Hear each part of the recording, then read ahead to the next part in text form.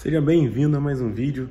Para você que ainda não me conhece, está caindo aqui de paraquedas, meu nome é Maico Costa, sou um jovem cristão. Há um tempo eu já tenho esse canal no YouTube, mas estou mudando aqui o meu posicionamento. Sou cristão já convertido há pouco mais de 15 anos, então tem bastante coisa para a gente trocar de ideia, tem muita experiência. E como está aí no título do vídeo, a gente vai falar um pouco sobre ansiedade. Um dos maiores males, né, que a gente tem hoje no mundo, que está afetando muita gente, muitas famílias, muitas vidas. Mas vamos direto ao ponto, presta atenção. Se você tiver alguma dúvida, quer falar sobre algo, deixa aqui no comentário que a gente vai conversar bastante. Mas cara, na Bíblia, o que diz? Antes disso, queria só deixar um comentário que o meu mentor, né, e o meu pastor, ele fala o seguinte: ansiedade é excesso de futuro na sua mente. Como assim excesso de futuro na sua mente? Você fica pensando muito no amanhã, muito no depois.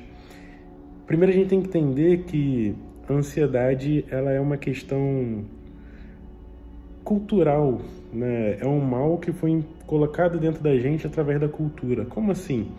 Porque a gente é criado e educado naquela questão de você precisa pensar no futuro, você precisa, daqui a um tempo tá assim, você precisa casar com tantos anos, precisa se formar com tantos anos, precisa trabalhar.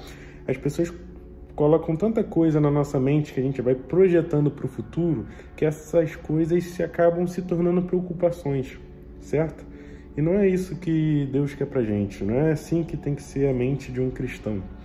Então você fica preocupado com muitas coisas, mas eu vou também te falar, além dessa questão de uma cultura, de uma sociedade, aos poucos ir colocando preocupações do futuro em nossa mente, é porque a gente escuta mais essas vozes e menos a voz de Deus e o que a palavra diz, o que Deus diz pra gente. Então, se você está ansioso, se ninguém nunca leu isso pra você, eu vou ler aqui, tem uma cola, mas está lá em Mateus 6, a partir do verso 25. Olha o que fala isso daqui.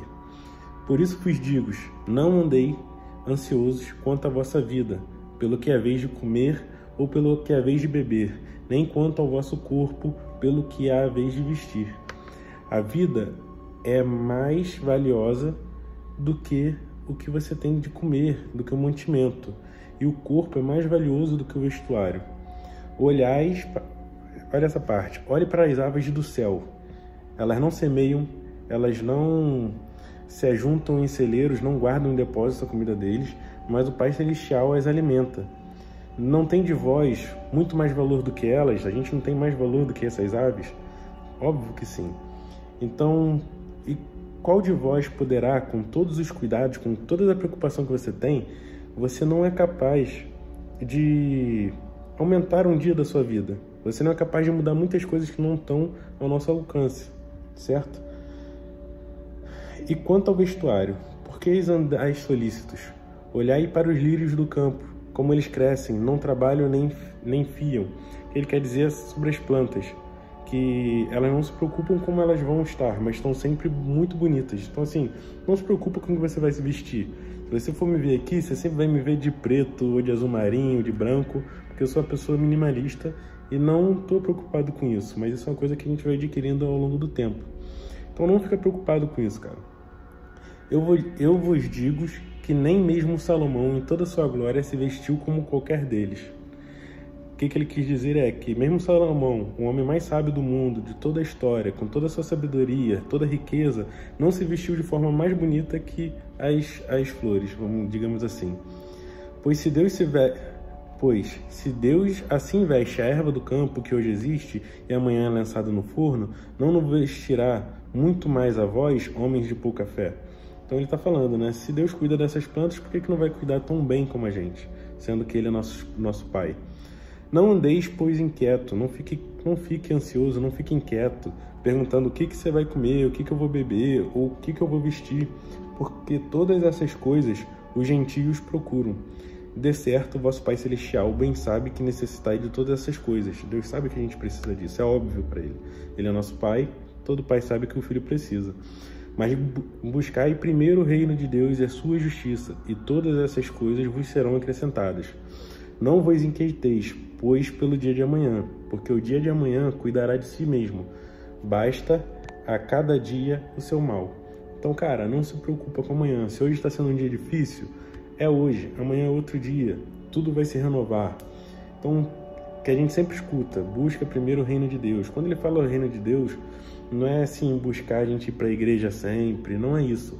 É a gente buscar do caráter de Deus, buscar da palavra dele, buscar os ensinamentos dele. Por quê?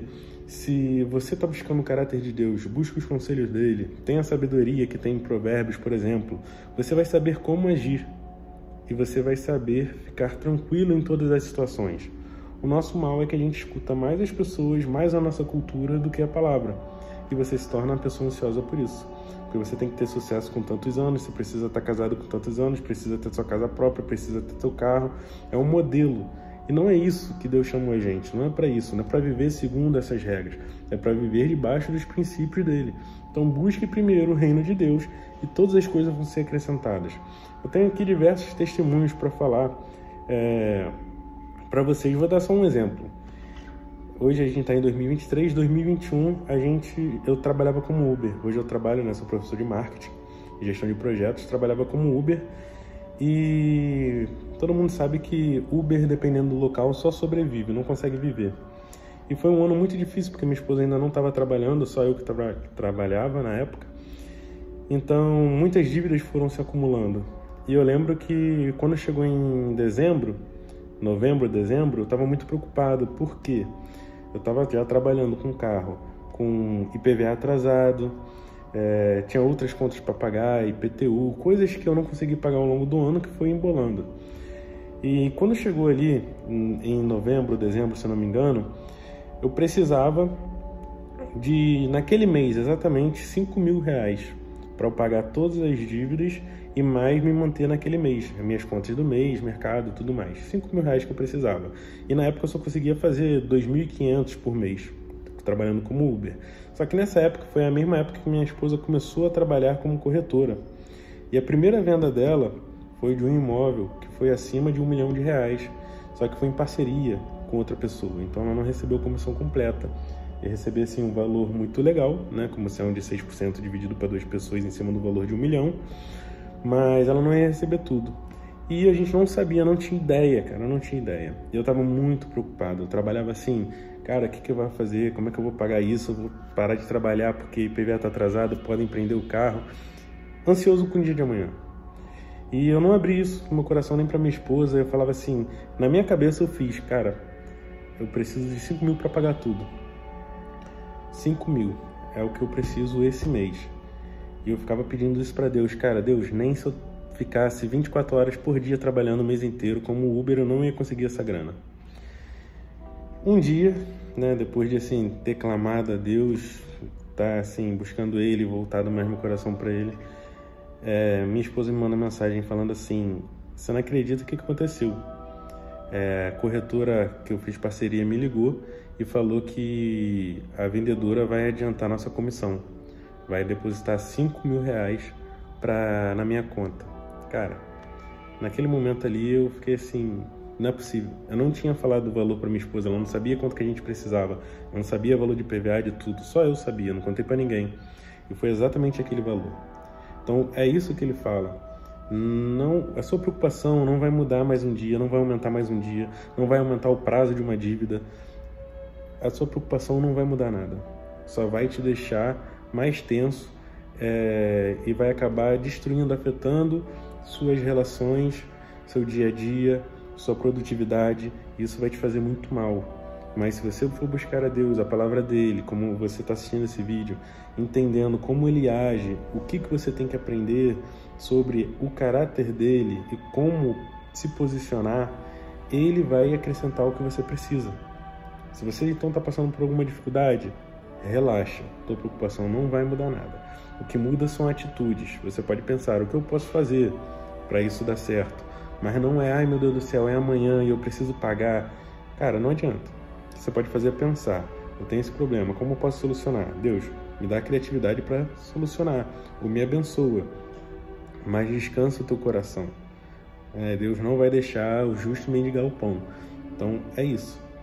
Se você está passando por fases de ansiedade, faça a sua parte. né? A oração é a gente orar, conversar com Deus, mas agir, fazer a nossa parte. Então não deixe de agir, não deixe de fazer a sua parte e descansa.